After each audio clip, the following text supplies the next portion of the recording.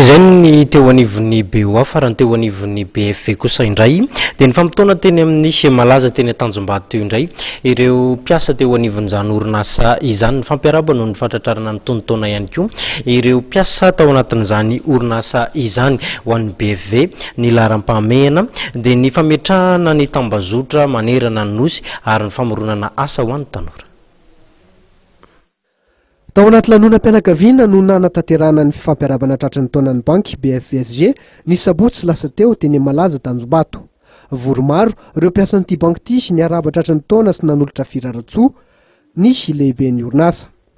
Ny androtana kilasy arakaraky ny ezaka vitan'ny tsirairay izay araka ny fahafantaranay dia 3 taona farafahatarany no tokony hisondrotana kilasy ray ary raha ohatra hoe misy ezaka ataon'ilay mpiasa dia isa-taona raha fisondrotana izany izay tsy ferany. Nous avons l'honneur de vous offrir ce présent, signe de notre plus grand respect à votre égard.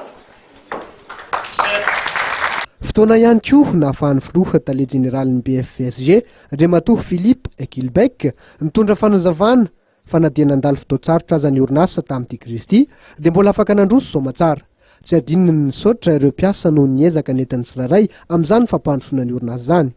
Isan'ny laharam-pahamehana napetraka ity sy lehiben'ny bankin'ny BFVSG ity ny fampitomboana ireo tambazotra BFV manerana nosy sy ny famoronana asa ho an'ireo tanora.